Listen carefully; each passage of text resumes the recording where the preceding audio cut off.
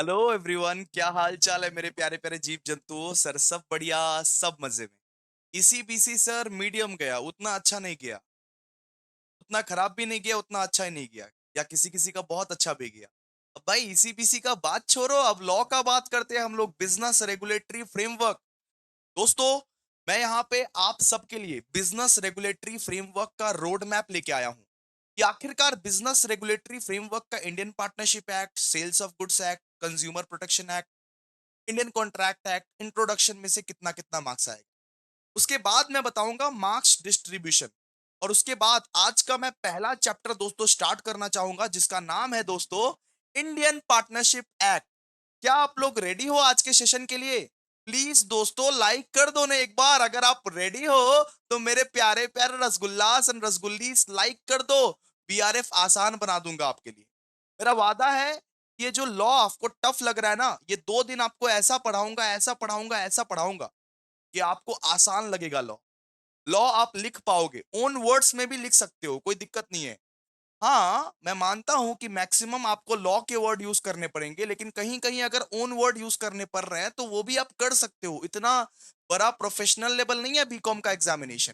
ठीक है, तो दोस्तों आज हम लोग बिजनेस रेगुलेटरी फ्रेमवर्क करने वाले हैं, और बिजनेस रेगुलेटरी फ्रेमवर्क का पहला वाला पायदान हम लोग आज स्टार्ट करने वाले हैं, जिसका नाम है दोस्तों इंडियन पार्टनरशिप एक्ट। और साथ ही साथ एलएलपी जो छोटका सा यूनिट है, उसको भी हम लोग कर लेंगे, Indian partnership act plus LLP. ठीक है, तो आइए स्टार्ट करते हैं हम लोग। देखिए स्टार्ट करते हैं हम लोग। सबसे पहले आपको ना मार्क्स डिस्ट्रीब्यूशन बता देते हैं। सबसे पहले देखो बेटा, इंडियन पार्टनरशिप एक्ट जो है ना, वो उसमें से बेटा 35 मार्क्स का, 35 मार्क्स का आएगा दोस्तों, 35 मार्क्स का। आप इंडियन पार्टनरशिप और एलएलपी करके ही 35 मार्क्स का क्वेश्चन अटेम्प्ट कर सकते हो दोस्तों। अप्रोक्स अप्रोक्स यहाँ पे 35 मार्क्स का पूछेगा। फिर बात करते हैं sales of goods act. Sales of goods act में 25 से 30 मार्क्स का पूछेगा, यहाँ पे 25 से 30 मार्क्स का सेल्स ऑफ गुड्स एक्ट से पूछ सकता है। ठीक है, ये भी बहुत very very very very very important chapter. फिर एक छोटू सा यूनिट है हमारा कंज्यूमर प्रोटेक्शन एक्ट। वो आपके एग्जामिनेशन में दोस्तों 15 मार्क्स का पूछेगा। कितना? 15 मार्क्स का पूछेगा। फिर आता है हमारे पिक्चर में इंडियन कॉन्ट्रैक्ट एक्ट, और very very very very very important chapter है इंडियन कॉन्ट्रैक्ट एक्ट, बिकॉज बहुत बड़ा यूनिट है, और ये 35 मार्क्स का आएगा। और दोस्तों सबसे आखिर में एक छोटा सा चैप्टर है इंट्रोडक्शन। इंट्रोडक्शन आपका 5 मार्क्स का आएगा। तो दोस्तों पहले कौन सा करवाओगे सर, और लास्ट में कौन सा करवाओगे? आप पूछोगे ना कि सर पहले कौन सा चैप्टर करवाना चाहोगे आप, और लास्ट में कौन सा चैप्टर करवाओगे? तो दोस्तों पहले मैं करवाना चाहूंगा इंडियन पार्टनरशिप एक्ट। इस बात पे एक लाइक ठोक दो, इस बात पे लाइक कर दो, कमेंट कर दो। सबसे पहला मैं करवाना चाहूंगा Indian partnership act plus LLP, जो कि आपको 35 मार्क्स सिक्योर करा के देगी। ये दो चैप्टर ये दो चैप्टर है। हाँ, इंडियन पार्टनरशिप एक्ट और एलएलपी अलग अलग है, लेकिन मैंने कंबाइन कर दिया। इन दो चैप्टर के मदद से आपको 35 मार्क्स मिल जाएगा, 35 मार्क्स। फिर दोस्तों मैं आपको करवाऊंगा sales of goods act. Sales of goods act आपका 25 से 30 मार्क्स, ठीक है, दूसरा नंबर पे। उसके बाद मैं आपको करवाऊंगा कंज्यूमर प्रोटेक्शन एक्ट। ये भैया तीसरा हमारा यूनिट रहेगा। ठीक है, फिर हम लोग करेंगे Indian contract act. Indian contract act ये हमारा चौथा, और ये पांचवा। तो इन 2 दिनों में हम लोग धीरे धीरे धीरे धीरे करके सारा वन शॉट ले आएंगे। आपका छुट्टी है ना 2 दिन, तो 2 दिनों में हम लोग डिटेल्ड वन शॉट कवर करेंगे, और आपको इस कदर पढ़ाएंगे, इतना सुंदर तरीके से पढ़ाएंगे कि सब समझ में आ जाए। ठीक है, देखिए अब बात करते हैं मार्क्स डिस्ट्रीब्यूशन का। अब हम लोग बात करते हैं दोस्तों मार्क्स डिस्ट्रीब्यूशन का।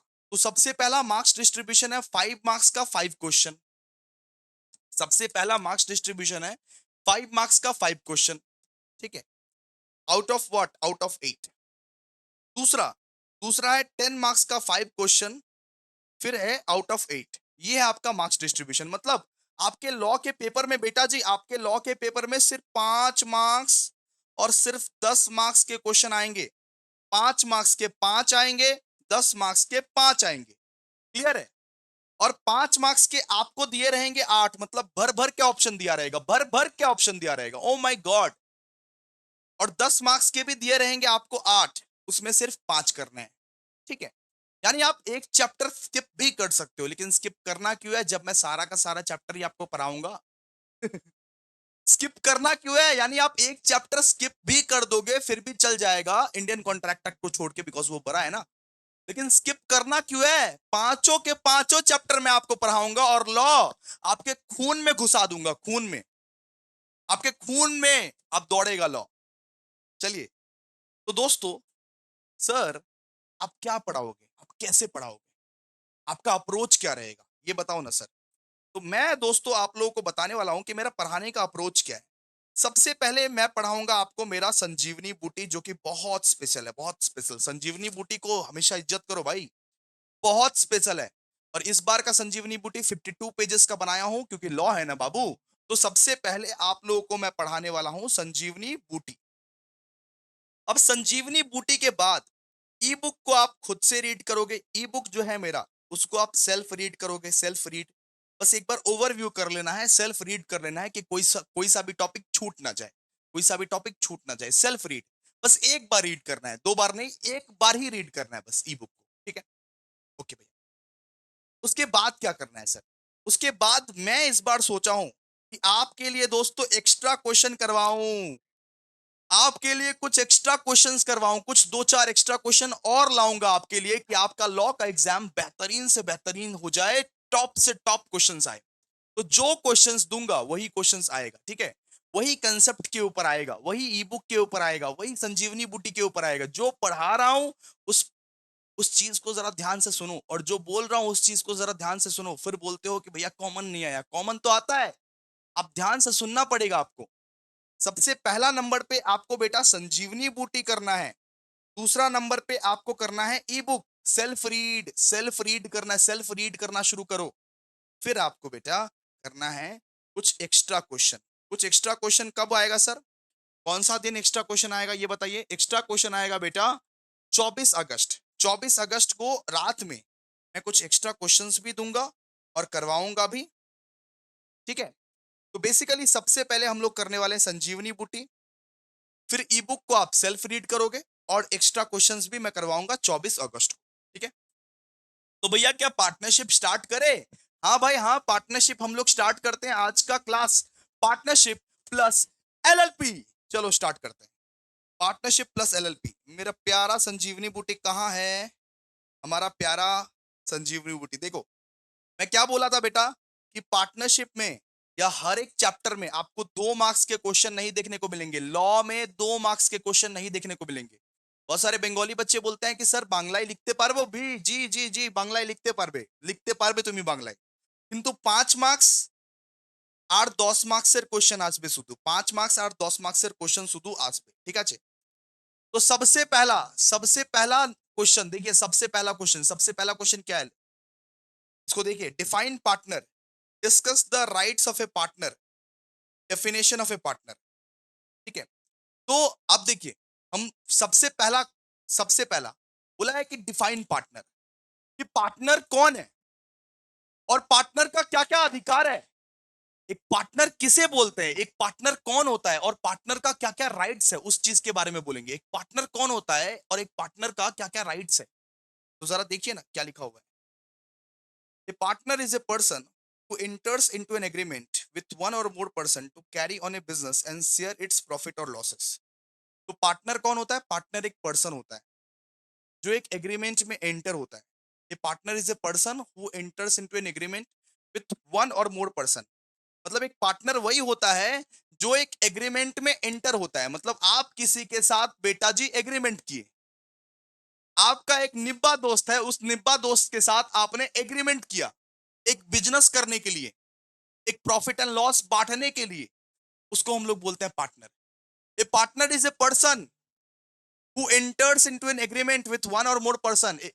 एक पार्टनर कौन होता है? A partner is a person who enters into an agreement with one or more person to carry a business and share its profit and losses.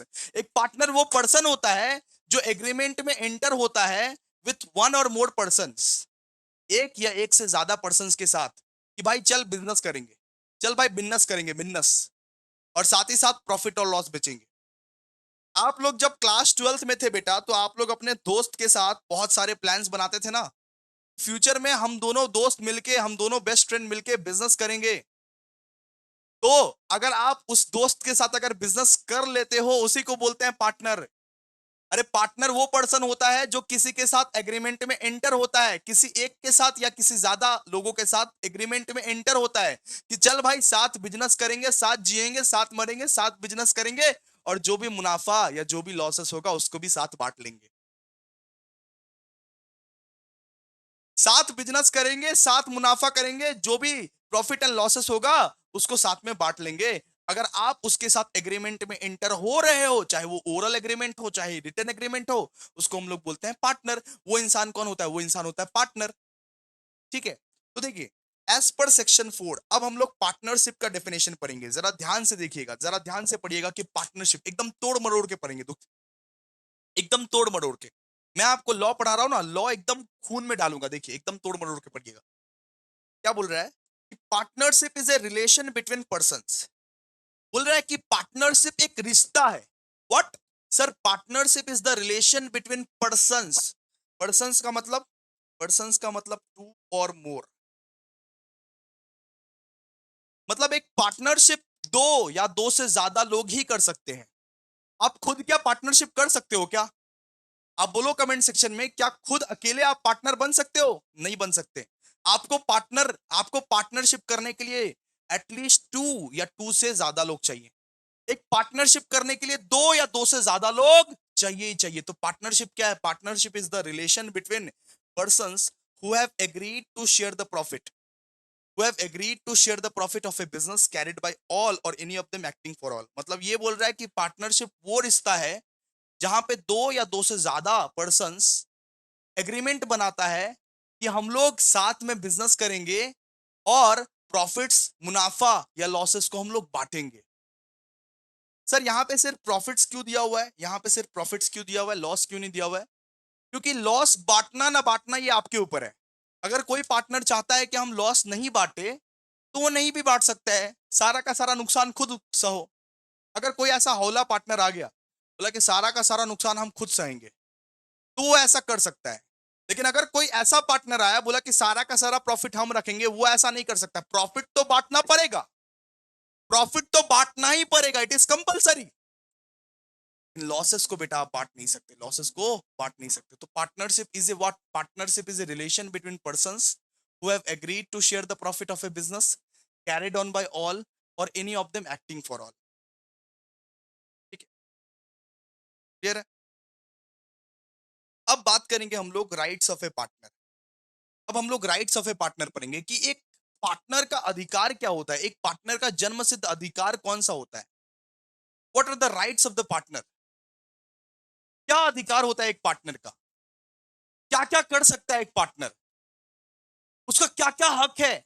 उस चीज के बारे में पढ़ेंगे। तो एक पार्टनर दोस्तों, right to take part in the business. एक पार्टनर बिजनेस में पार्ट ले सकता है। Every partner has the right to participate in the management and decision making of the firm. हर एक पार्टनर का ये हक है, ये जन्म सिद्ध अधिकार है कि वो बिजनेस में पार्ट ले सकता है, बिजनेस में वो आ सकता है, बिजनेस की मीटिंग में वो पार्टिसिपेट कर सकता है, वो बोल सकता है। हर एक पार्टनर का ये अधिकार है कि वो अगर एक बिजनेस का पार्टनर है, तो वो उस बिजनेस में पार्ट ले सकता है बेटा। Right to take part in the business. उसके बाद right to be consulted. All partner must be consulted and give consult before any major decision in taken. तो राइट टू बी कंसल्टेड का मतलब सुनो, राइट टू बी कंसल्टेड का मतलब सुनो। अगर कोई मेजर डिसीजन लेना हो, तो ऐसा हम नहीं कर सकते कि उस पार्टनर को नहीं बुलाया, फलाना पार्टनर को नहीं बुलाया, छोड़ो कोई दिक्कत नहीं है, उसको तो बुलाना ही नहीं पड़ेगा। सबको बुलाना पड़ेगा, सबका सहमति जरूरी है। राइट टू बी कंसल्टेड मतलब सबका सहमति जरूरी है, सबका परमिशन जरूरी है, सबका कंसेंट जरूरी है। कुछ भी डिसीजन लेना हो तो हर एक पार्टनर का कंसेंट जरूरी है। All partner must be consulted and give consent before any major. कोई अगर बड़ा डिसीजन लेना हो, तो सबको बिठा के सबका सहमति जरूरी है। कोई एक भी मना कर देता है तो वो डिसीजन आप नहीं ले सकते। सब अगर एग्री करता है, सब अगर राजी हो, फिर ही आप काम कर सकते हो, फिर ही आप पार्टनरशिप कर सकते हो। तो all partners must be consulted and give consent before any major decision is taking. फिर हर पार्टनर का ये जन्मसिद्ध अधिकार रहता है कि वो कोई भी अकाउंट्स चेक कर सकता है। ठीक है, बुक्स ऑफ अकाउंट्स चेक कर सकता है। Right to access books of accounts मतलब every partner can inspect and copy the firm's books and record. Firm का जो बुक्स रहेगा, फर्म का जो रिकॉर्ड्स रहेगा, फर्म का जो बुक्स ऑफ अकाउंट रहेगा, उसको हर एक पार्टनर चेक कर सकता है, ये उसका जन्मसिद्ध अधिकार है। फिर राइट टू शेयर प्रॉफिट, हर एक पार्टनर का अधिकार है कि वो प्रॉफिट को शेयर कर सकता है, हर एक पार्टनर का अधिकार है कि वो प्रॉफिट को शेयर कर सकता है। Partners are entitled to an equal share of profit unless otherwise agreed. ठीक है, अगर मान लो कि पार्टनरशिप डीड नहीं बना हुआ है, अब पार्टनरशिप डीड क्या होता है वो समझाऊंगा। मान लो कि पार्टनरशिप डीड नहीं बना हुआ है, तो अगर डीड नहीं बना हुआ है तो कोई दिक्कत नहीं, आप इक्वली बांटिए। हर एक पार्टनर का हक है कि अगर मुनाफा हुआ है तो उसको 1:1:1 के रेशियो में बांट, इक्वल बांट, मेरे को भी चाहिए। राइट टू शेयर प्रॉफिट, तो partnership are entitled to an equal share of profit unless otherwise agreed. तो partners are entitled to an equal share of profit unless otherwise agreed. ठीक है, फिर बोला हुआ है right to interest on capital and advances. Right to interest on capital and advances, तो partner का ये हक है कि वो इंटरेस्ट ऑन कैपिटल भी रिसीव कर सकता है। अगर पार्टनरशिप डीड में लिखा हुआ है, अगर वो डीड में लिखा हुआ है, एक पार्टनरशिप डीड आता है, उस डीड में अगर लिखा हुआ है कि फलाने पार्टनर को इंटरेस्ट ऑन कैपिटल मिलना चाहिए, तो उसको मिल के रहेगा, उसको कोई नहीं रोक सकता, उसको कोई रोक नहीं सकता। तो पार्टनर्स में receive interest on capital if agreed and 6% interest on advances made to the firm. ठीक है, फिर बात है right to be identified. Right to be identified, a partner has the right to be reimbursed for expenses incurred in ordinary course of the business. ठीक है, यहाँ पे बोला है कि पार्टनर का पूरा राइट है कि अगर वो कोई भी खर्चा किया है, कोई भी खर्चा किया है, तो बिजनेस उस खर्चे को उसको देगा।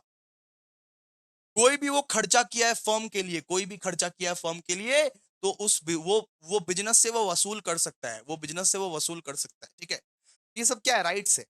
ये सब क्या है, राइट्स है। तो सबसे पहले पार्टनर कौन होता है सर? पार्टनर एक पर्सन होता है जो किसी के साथ एग्रीमेंट में एंटर करता है with one or more persons to carry a business, एक बिजनेस को कैरी करने के लिए, and share its profit and losses, और मुनाफा और नुकसान को बांटने के लिए। एक पार्टनर एक पर्सन होता है जो एक एग्रीमेंट में एंटर करता है with one or more persons to carry a business and share it profit and losses. वापस से, a partner is a person who enter into an agreement with one or more person to carry on a business and share its profit or losses। एक partner एक ऐसा person होता है जो enter करता है एग्रीमेंट में with one or more person to carry on a business and share its profit or losses. याद करवा रहा हूं नालायको, बोले लोग, सर बोरिंग लग रहा है, याद करवा रहा हूं।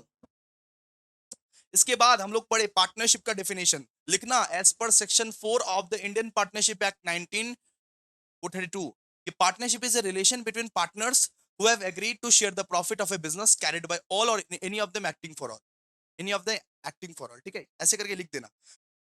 फिर बात करते हैं rights of a partner. Rights of a partner के बारे में बात की कि एक पार्टनर का क्या क्या राइट्स है, एक बार प्लीज कमेंट सेक्शन में लिखिए आप लोग। एक बार प्लीज कमेंट सेक्शन में, कमेंट सेक्शन भर दो आज, पूरा का पूरा कमेंट सेक्शन आज भर दो, आज भर देना चाहिए कमेंट सेक्शन पूरा, आप कमेंट सेक्शन आज भर दो।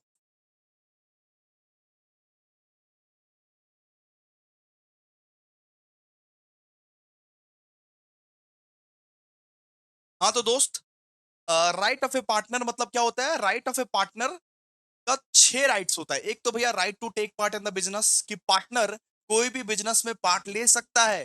फिर right to be consulted, consulted मतलब कोई भी डिसीजन लेने से पहले पार्टनर को कंसल्ट करना पड़ेगा, मेरे से पूछना पड़ेगा, अगर मैं पार्टनर हूं तो मेरे से पूछना पड़ेगा, राइट टू बी कंसल्टेड। फिर right to access books of account, एक पार्टनर का ये जन्म सिद्ध अधिकार रहता है कि वो फर्म का बुक्स ऑफ अकाउंट्स को चेक कर सकता है। ठीक है, फर्म को books of accounts and records को चेक कर सकता है, कोई उसको रोक नहीं सकता है कि नहीं नहीं बुक्स ऑफ अकाउंट्स मत चेक करो, ये ये इसके लिए तुम लायबल नहीं हो, ऐसा नहीं रोक सकता है। फिर राइट टू शेयर प्रॉफिट, एक पार्टनर जो है बेटा वो प्रॉफिट भी शेयर कर सकता है, उसका पूरा अधिकार है कि वो प्रॉफिट भी शेयर कर सकता है। अगर पार्टनरशिप डीड मिसिंग है, पार्टनरशिप डीड नहीं है, तो इक्वली बांटो, पार्टनरशिप डीड है तो उस डीड के हिसाब से बांटो।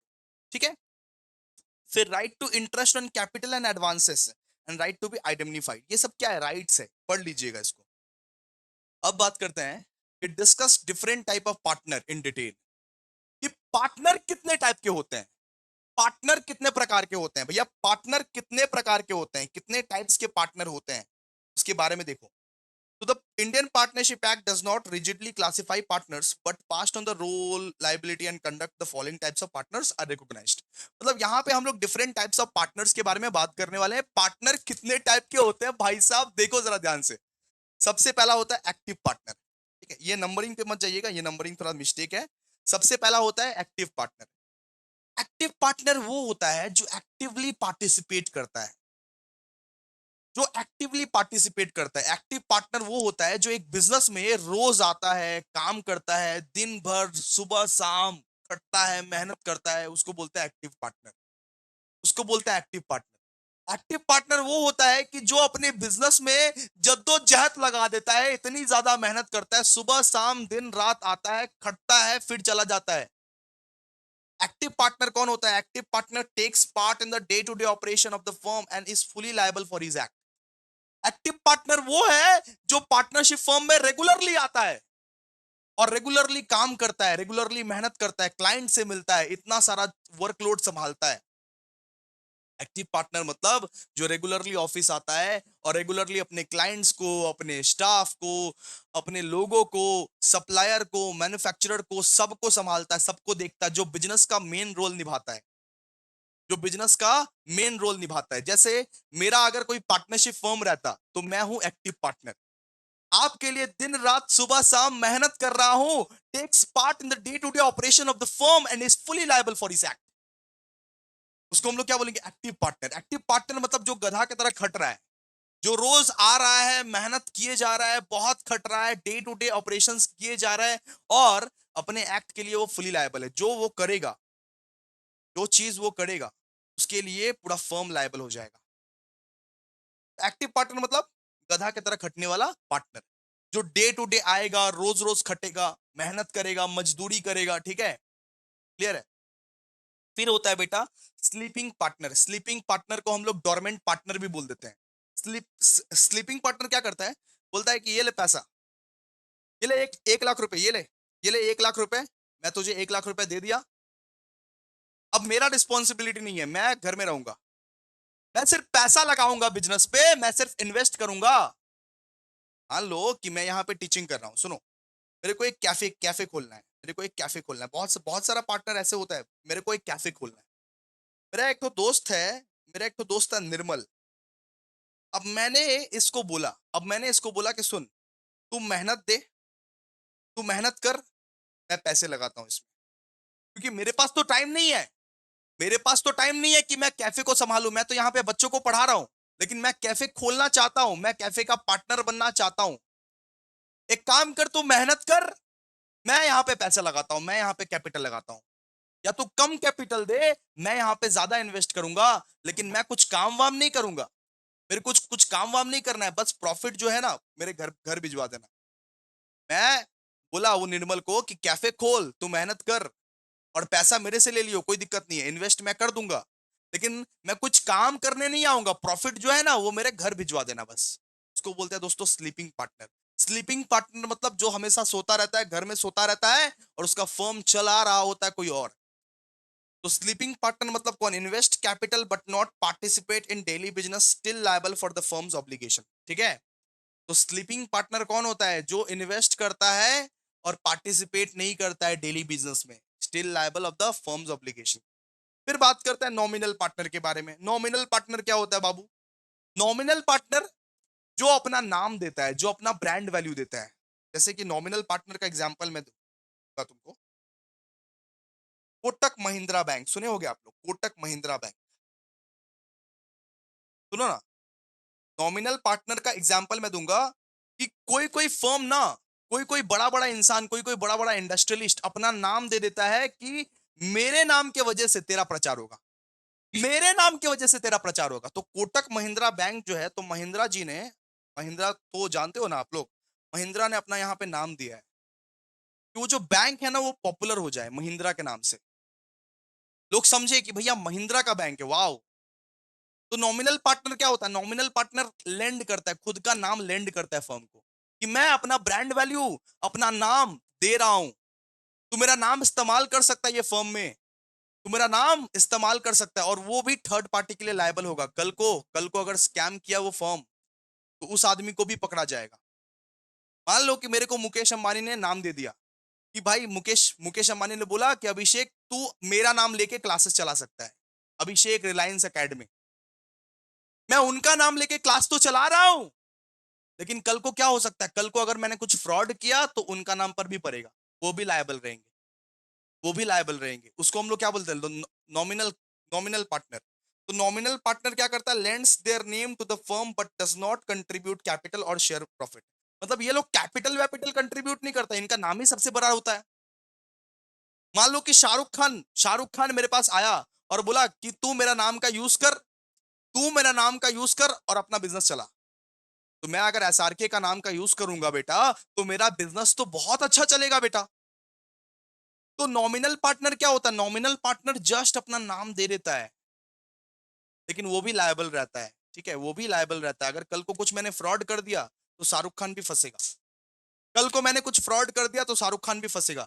एग्जाम्पल क्या, कोटक महिंद्रा बैंक, महिंद्रा जी ने कोटक को अपना नाम दे दिया कि तू अपना नाम यूज कर, कोटक बैंक तुम मेरा नाम यूज करो।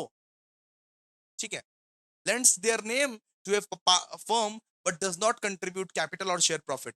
ठीक है, वो कैपिटल भी कंट्रीब्यूट नहीं करता, शेयर भी नहीं करता, प्रॉफिट प्रॉफिट भी नहीं चाहिए, कैपिटल भी कंट्रीब्यूट नहीं। वो महान इंसान है, वो बोलता है हाँ आप मेरा नाम का यूज कर सकते हो, उसको हम लोग बोलते हैं नॉमिनल पार्टनर। लेकिन बेटा याद रखिएगा, वो लायबल रहता है थर्ड पार्टीज के लिए। अगर कल को कुछ कांड हुआ, अगर कल को वो फर्म बंद हुई, कल को कोटक कोटक बैंक अगर बंद हुआ तो महिंद्रा रिस्पॉन्सिबल रहेगा। ठीक है, बात समझ में आई है आप लोगों को, ये क्या है, नॉमिनल पार्टनर। अब बात करते हैं पार्टनर बाय स्टॉपल और holding out. Partner by estoppel और होल्डिंग आउट का मतलब क्या है बताओ। मान लो कि एक दिन मैं ए, मेरा नाम क्या है अभिषेक, एक दिन मैं और मेरा दोस्त, एक दिन मैं और मेरा दोस्त बैठा हुआ था, अभिषेक और निर्मल बैठा हुआ था एक दिन। ठीक है, अभिषेक और निर्मल बैठा हुआ था, साथ ही साथ मेरा तीसरा दोस्त भी आया हुआ था। सुनो सिनेरियो सुनो, एक दिन मैं और मेरा दोस्त बैठा हुआ था, मैं और निर्मल, और मान लो कि सागर भी आया हुआ था उस दिन। ठीक है, तो सागर पार्टनर नहीं है ना, सागर पार्टनर नहीं है, तो अभिषेक और मेरा दोस्त बैठा हुआ था। ठीक, क्या हुआ कि एक अचानक से मेरा क्लाइंट आया, अचानक से क्लाइंट आया मेरा, और अचानक से क्लाइंट को सागर अचानक से बोल रहा है कि हाँ हाँ मैं भी हूं पार्टनर, मैं भी हूं पार्टनर। अचानक से शो ऑफ करने के लिए सागर ने बोला, सागर पार्टनर नहीं है, लेकिन अचानक से शो ऑफ करने के लिए बोला हाँ हाँ मैं भी हूँ उस फर्म का पार्टनर, मैं भी हूँ। ऐसे ऐसे करके हीरो हीरो हीरो बनने लगा। लड़की आई थी कोई, फिर शो ऑफ करने के लिए मैं भी इस फर्म का पार्टनर हूँ, मैं भी हूँ इस फर्म का पार्टनर। तो सागर ने बोल दिया मैं भी इस फर्म का पार्टनर हूँ, लेकिन वो एक्चुअली में तो है नहीं, वो एक्चुअली में तो है नहीं पार्टनर। तो बेटा अगर मैंने और निर्मल ने कुछ घपलाबाजी किया ना फ्यूचर में, तो ये भी रिस्पॉन्सिबल होगा, इसको भी फंसाऊंगा। ये कितना भी बोले कि मैं तो था ही नहीं इस फर्म का पार्टनर, लेकिन उसके नजरों में तुम हो ना, उस ब्यूटीफुल सी लड़की के नजरों में तुम हो ना, जिसको तुम हीरोपंती के चक्कर में बोल दिए कि मैं भी हूं पार्टनर। इसको बोलते हैं बाब, इसको बोलते हैं बेटा पार्टनर बाय स्टॉपल और होल्डिंग आउट।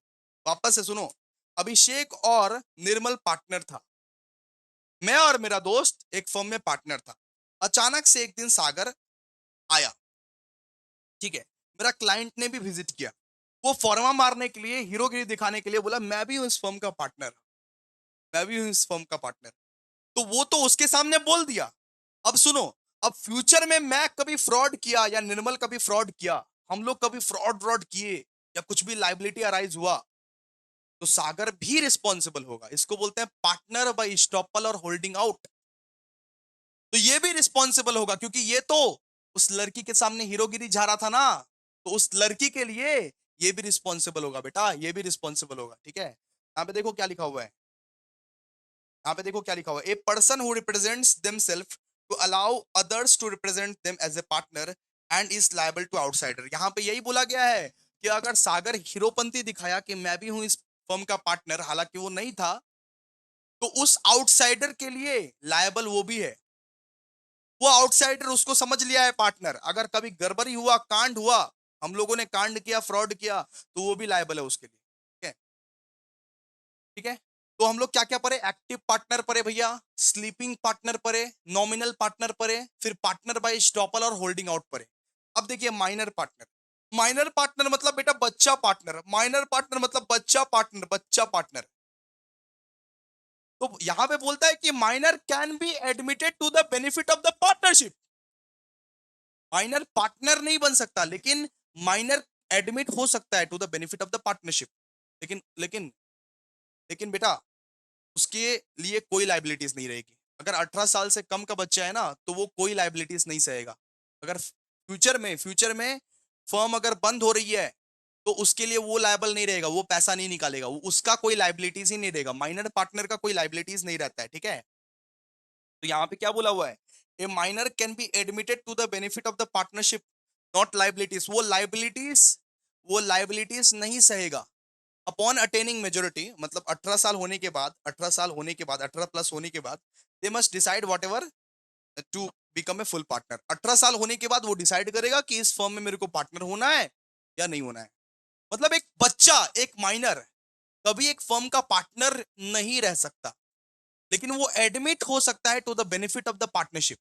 एक पार्टनरशिप के बेनिफिट्स के लिए वो एडमिट तो हो सकता है, लेकिन वो पार्टनर नहीं रह सकता, ठीक है।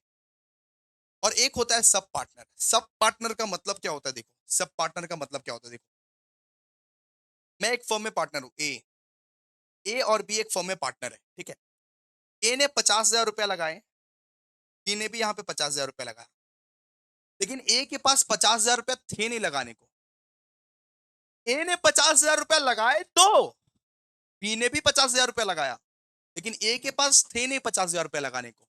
तो ए ने क्या किया ना, ए ने सी को बोला कि सुन ना, मैं एक फर्म में पार्टनर, तो तू क्या मेरी सब पार्टनर बनेगी?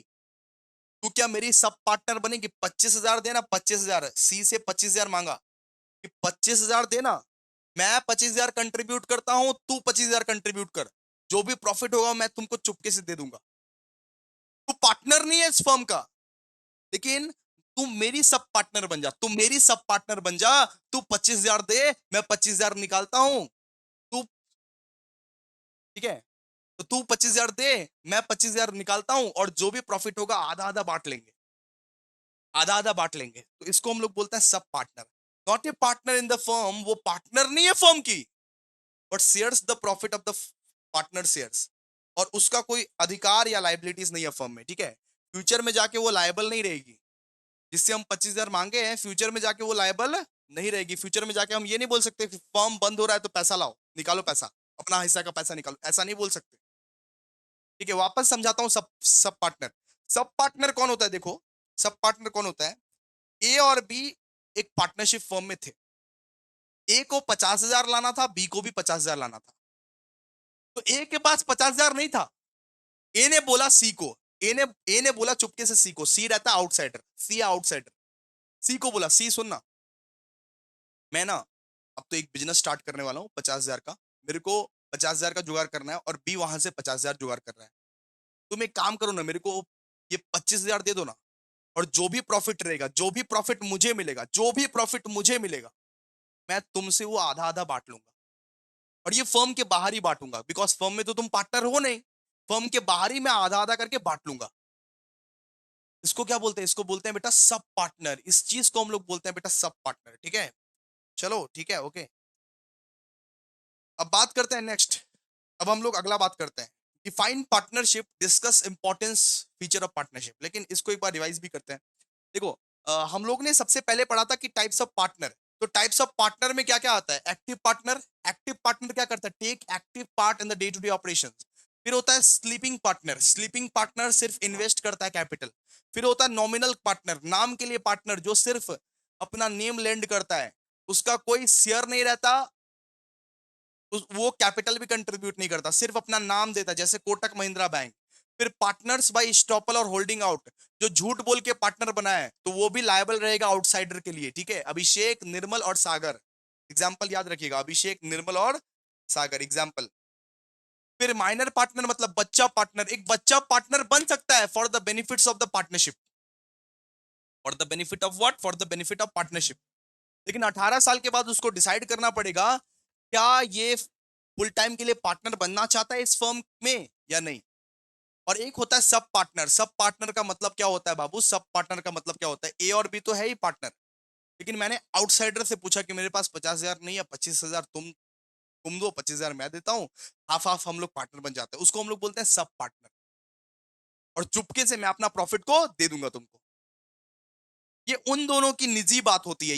ये जो सब पार्टनर है, ये जो सी है, ये फर्म की पार्टनर नहीं है, ये लायबल भी नहीं है फर्म के लिए। He has no rights or liabilities in the firm। Simple सा बात है, ये सब याद कर लीजिएगा, ठीक है। अब बात करते हैं define partnership, discuss the important feature of partnership. तो पार्टनरशिप का डेफिनेशन तो पढ़ ही लिए थे कि partnership is a relation between persons who have agreed to share profit of a business carried by on by all or any of them acting for all. Already पढ़ लिए थे ना डेफिनेशन। डेफिनेशन तो ऑलरेडी हम लोग question number 1 में पढ़े। Question number 1 में तो ऑलरेडी हम लोग डेफिनेशन अभी अभी पढ़े कि पार्टनरशिप का डेफिनेशन क्या है। As per section 4 of the Indian partnership act, ऐसे करके लिखिएगा, as per section 4 of the Indian partnership act, कि partnership is a relation between persons who have agreed to share the profit of a business carried on by all or any of them acting for all. कि partnership एक relation है, partnership एक रिश्ता है। ये रिश्ता है पर्सन्स का जो एग्रीमेंट में एंटर होते हैं और जो शेयर करते हैं अपना प्रॉफिट्स, एक बिजनेस, चल भाई बिजनेस करते हैं। सो partnership is a relation between persons. Persons का मतलब क्या होता है? पर्सन्स लिखा हुआ है यहाँ पे, पर्सन्स, एस लगा हुआ है यहाँ पे, मतलब टू और मोर पीपल, टू और मोर पीपल। इसका मतलब क्या है? टू और मोर पीपल। तो पार्टनरशिप को स्टार्ट दो या दो से ज्यादा लोग ही कर सकते हैं, who have agreed to share the profit. जो ये एग्रीमेंट बनाते हैं कि भाई चल साथ में हम लोग प्रॉफिट को बांटते हैं of a business and carried on by all or any of them acting for all. In in simple terms, a partnership is a legal relationship formed when two or more persons agree to carry on a business and share its profit or losses। ठीक है, लिख दीजिएगा ये सब। अब बात करते हैं की फीचर्स ऑफ द पार्टनरशिप। क्या फीचर्स क्या क्या है पार्टनरशिप का? फीचर क्या क्या है पार्टनरशिप का? सबसे पहला, इसी यही वाला डेफिनेशन में आप लोग फीचर्स चूज कर सकते हो, ठीक है। सबसे पहले देखिए, सबसे पहले मैं मार्क कर रहा हूं एग्रीड, एग्रीमेंट बिटवीन पार्टनर्स, ठीक है। एग्रीड को मैंने मार्क किया। देखिए यहां पे पार्टनरशिप में क्या होता है? एग्रीमेंट बनता है, पार्टनर्स के बीच एग्रीमेंट बनता है। Partnership arises from a contract, not a status. एक पार्टनरशिप अराइज होता है कॉन्ट्रैक्ट से, ठीक है। फिर देखिए यहाँ पे पर्सन्स लिखा हुआ है। पर्सन्स का मतलब क्या होता है? पर्सन्स का मतलब होता है टू और मोर पर्सन्स। तो नंबर ऑफ पार्टनर्स कितना रह सकते हैं? नंबर ऑफ पार्टनर्स में मिनिमम पार्टनर रहता है दोस्तों दो, मैक्सिमम रहता है 50। तो की फीचर्स में सबसे पहले लिखिएगा एग्रीमेंट बिटवीन पर्सन्स, दूसरा लिखिएगा number of partners. Minimum number of partners रहता है दो, मैक्सिमम रहता है 50। फिर लिखिएगा profit sharing. So there must be an agreement to share profit, मतलब प्रॉफिट शेयरिंग तो होना चाहिए, होना चाहिए, होना चाहिए। अगर पार्टनरशिप डीड नहीं है तो 1:1:1 के शेयर में हम लोग प्रॉफिट बेचेंगे। अगर पार्टनरशिप डीड है, सुनो, पार्टनरशिप डीड है तो उस डीड के अकॉर्डिंग हम लोग प्रॉफिट को शेयर करेंगे। तो प्रॉफिट शेयरिंग तो होना चाहिए सबसे पहला।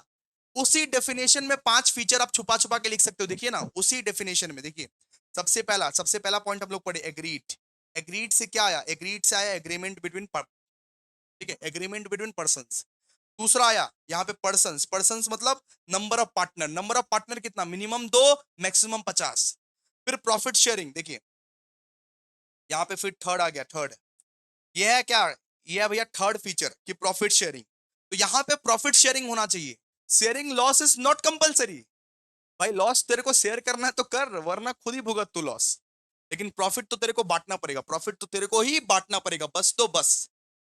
तो देयर में must be an agreement to share profit, sharing loss is implied but not mandatory. इसके बाद म्यूचुअल एजेंसी। यहाँ पे बोल रहा है कि हर एक पार्टनर एक दूसरे का एजेंट भी होता है, प्रिंसिपल भी होता है। एजेंट का मतलब है वो सीखेगा भी और वो सिखाएगा भी। हर एक पार्टनर एक दूसरे का एजेंट भी होता है, प्रिंसिपल भी होता है। यहाँ पे इसका मतलब ये होता है बाबू कि मान लो मैं हूं अभिषेक, यहाँ पे मान लो निर्मल है, निर्मल। तो अभिषेक यहाँ पे निर्मल को कुछ सिखाएगा, और फिर कभी ऐसा भी तो आएगा कि निर्मल अभिषेक को सिखाएगा। तो हर एक पार्टनर एक दूसरे का एजेंट भी होता है, प्रिंसिपल भी होता है। एजेंट भी होता है, प्रिंसिपल भी होता है। और acts of one bind the firm. अगर मैंने कुछ किया तो उसका जुर्माना पूरा फर्म को भुगतना पड़ेगा, ठीक है। अगर अगर एक पार्टनर ने भी कुछ किया, अगर एक पार्टनर ने भी कुछ किया तो उसका जुर्माना पूरा फर्म को भुगतना पड़ेगा। Every partner is both an agent and principal acts of one bind the firm. अगर मैंने कुछ किया एक्ट, मेरे एक्ट से पूरा फर्म को जुर्माना भुगतना पड़ेगा। फिर बोला गया है lawful business, so the partnership must be form to carry on a legal business. ऐसा नहीं है भाई कि किडनैपिंग विडनैपिंग का बिजनेस कर रहे हैं, ऐसा नहीं। ऐसा नहीं है कि चल भाई हम लोग किडनैपिंग का बिजनेस करते हैं, हम लोग ना पार्टनरशिप करेंगे किडनैपिंग का बिजनेस के लिए, ऐसा नहीं भाई। हम लोग को लीगल बिजनेस करना पड़ेगा। पार्टनरशिप जो खोल रहे हैं ना, the partnership must be form to carry on a legal business. Legal business करना पड़ेगा हम लोगों को, ऐसा हम लोग नहीं कर सकते। And no separate legal entity, a partnership firm is not a separate legal person like a company. मतलब एक पार्टनरशिप फर्म कंपनी के जैसा नहीं है। जैसे कंपनी एक लीगल पर्सन माना जाता है, कंपनी एक लीगल पर्सन माना जाता है, वैसे पार्टनरशिप फर्म एक कंपनी के जैसा नहीं है। पार्टनरशिप फर्म ही है। जहां पे लायबिलिटी जो है बेटा, लायबिलिटी, जहां पे लायबिलिटी जो है वो क्या है, अनलिमिटेड है, अनलिमिटेड। ये भी आप लिख सकते हो, liability of the partners is unlimited. ठीक है। कि अगर बेटा कभी मान लो पार्टनरशिप फर्म में कुछ खतरा आया, कभी मान लो कि तुम्हारा बिजनेस डूबा, तो घर बारी गाड़ी सब कुछ बेच के तुमको वो देना पड़ेगा। तो liability of the partners is unlimited. तो partnership firm is not a separate legal person like a company. अब आइए, अब हम लोग पढ़ते हैं बेटा ड्यूटीज ऑफ ए पार्टनर। एक पार्टनर का क्या क्या ड्यूटीज होता है, एक पार्टनर का क्या कर्तव्य होता है। कर्तव्य, ड्यूटीज मतलब कर्तव्य। Discuss the duties of the partner. What are the duties of the partner? तो देखिए, so the Indian partnership act 1932 section 9 to 17 outlines the duties of the partner. यहां पे ये बोला है सबसे पहले, so duty to act in a good faith. एक पार्टनर को हमेशा ऑनेस्ट रहना चाहिए, एक पार्टनर को हमेशा ऑनेस्ट रहना चाहिए। So partner must act honestly and for the greatest common advantage of the firm. एक पार्टनर को ईमानदार रहना चाहिए, ऑनेस्ट रहना चाहिए। फिर दूसरा, फिर दूसरा कि वो duty to carry on business, एक बिजनेस को अच्छे तरह से कैरी आउट करो। एक बिजनेस को लापरवाही, एक पार्टनर का ये जन्म सिद्ध अधिकार रहता है कि एक बिजनेस जो तुम कर रहे हो वो बिजनेस को अच्छे तरीके से कैरी आउट करो, अपना ड्यूटीज को समझो, लापरवाही मत करो, आलस मत करो, एक बिजनेस को सही तरीके से कैरी आउट करो। Every partner must attend to their duties and act with reasonable care and skill. फिर तीसरा कि duty to identify of loss cost by fraud. अगर तूने फ्रॉड किया है बेटा, अगर तूने फ्रॉड किया है तो उसको कंपनसेट कर। अगर फ्रॉड किया है तूने, अगर तू एक पार्टनर होके पार्टनरशिप के साथ किसी के साथ भी फ्रॉड किया तो उसको कंपनसेट कर। A partner must must must compensate the firm for any losses caused by their fraudulent conduct. अगर अगर तेरे फ्रॉड करने की वजह से, तेरे फ्रॉडुलेंट कंडक्ट की वजह से पार्टनरशिप फर्म का नाम बदनाम हुआ है, उसका दिवाला निकला है, तो तू ही कंपनसेट करेगा। तो duty to identify the loss cost by fraud. फिर क्या है, फिर है ड्यूटी टू शेयर लॉसेस। एक पार्टनर्स का ये जिम्मेदारी रहता है कि वो लॉसेस को है ना, लॉसेस को इक्वली वो शेयर करे, लॉसेस को इक्वली शेयर करे। Partners must equally share losses unless agreed otherwise. फिर है कि duty for account for personal profit. A partner must not make secret profit from firm transaction. एक पार्टनर को दूसरी जगह से सीक्रेट प्रॉफिट नहीं कमाना चाहिए। एक जगह से तुम कमा रहे हो तो एक ही जगह से कमाओ। ऐसा नहीं है कि तुम दो दो बिजनेस कर रहे हो, नहीं, वैसा नहीं चलेगा। दूसरों के साथ धोखाधड़ी मत करो, दूसरे पार्टनर के साथ धोखाधड़ी मत करो। अगर तुम एक जगह से कमा रहे हो तो करा, ऐसा नहीं है कि उसी बिजनेस से तुम सीक्रेट प्रॉफिट भी कमा रहे हो, अपना खर्चा भी निकाल रहे हो, वैसा नहीं होगा। एंड फिर सिक्स में दिया हुआ है कि duty to use firm's property properly. कि फर्म का जो प्रॉपर्टी रहेगा उसको प्रॉपरली यूज करो। फर्म का जितना भी प्रॉपर्टी है उसको प्रॉपरली यूज करो। तो हम लोग क्या क्या पढ़े, हम लोग पढ़े कि ड्यूटीज ऑफ द पार्टनर, कि एक पार्टनर का ड्यूटीज क्या क्या रहता है। सबसे पहला कि वो एक गुड फेथ में एक्ट करे, ईमानदारी से अपना पार्टनरशिप बिजनेस अपना काम को करे। फिर दूसरा कि duty to carry on business diligently, कि वो बिजनेस को सही तरीके से संभाले, रीजनेबल केयर एंड स्किल्स के साथ संभाले। ऐसा नहीं है कि आलसपन और आलसी के जैसे बिजनेस को संभालता है, नहीं, वैसा नहीं होना चाहिए। फिर duty to identify for loss cost by fraud. कि अगर अगर मान लो कि तुम्हारे वजह से फ्रॉड हुआ, तुमने फ्रॉड किया, तुमने किसी के साथ फ्रॉड किया, तो उसको आइडेंटिफाई करो। फिर है कि duty to share losses, duty to share losses. फिर है कि duty to account for personal profit. फिर ये duty to use firm's property properly. ठीक है, ये सब क्या है, ये सब बाबू ड्यूटी है, ये सब ड्यूटी है, ड्यूटीज ऑफ पार्टनर है ये सब, ठीक है। कि फर्म का प्रॉपर्टी प्रॉपर्ली यूज करो, अपना सीक्रेट प्रॉफिट मत कमाओ, लॉसेस को लॉसेस को भी इक्वली शेयर करो, लॉसेस को भी इक्वली शेयर करो, ये भी एक ड्यूटी है। प्रॉफिट को तो बांटोगे ही, लॉसेस को भी इक्वली शेयर करो। फिर identify for loss cost by fraud, फिर duty to carry on business diligently and duty to act in good faith. ये याद कर लीजिएगा 6 पॉइंट्स। अब बात करते हैं व्हाट इज पार्टनरशिप डीड। एक पार्टनरशिप डीड क्या होता है? एक पार्टनरशिप डीड एक एग्रीमेंट टाइप का रहता है, जहां पे बहुत कुछ लिखा रहता है, जहां पे नेम ऑफ द पार्टनर लिखा रहेगा, एड्रेस ऑफ द पार्टनर लिखा रहेगा, क्या क्या बिजनेस करते हो वो सब सब लिखा रहेगा, ठीक है। एक पार्टनरशिप डीड कुछ नहीं, एक रिटन एग्रीमेंट रहता है। A partnership deed is a written agreement between the partners of a firm that outlines the rights, duties, responsibilities and profit sharing ratio among them. एक पार्टनरशिप डीड एक written agreement रहता है between the partners, जो ये बताता है कि एक पार्टनर का राइट्स क्या है, ड्यूटीज क्या है, रिस्पॉन्सिबिलिटीज क्या है और प्रॉफिट शेयरिंग रेशियो क्या है। बहुत इंपॉर्टेंट है। एक पार्टनरशिप डीड एक रिटन रिटन एग्रीमेंट रहता है जो ये बताता है पार्टनर्स को कि आपका राइट्स क्या है बेटा, आपका ड्यूटीज क्या है, रिस्पॉन्सिबिलिटी क्या है, प्रॉफिट शेयरिंग रेशियो क्या है। ये एक मैंडेटरी नहीं है, ये पार्टनरशिप डीड बनवाना मैंडेटरी नहीं है। A written a written deed helps avoid dispute, इससे ना झगड़ा वगड़ा कम होगा आपका और फर्म का स्मूथ फंक्शनिंग होगा, ठीक है।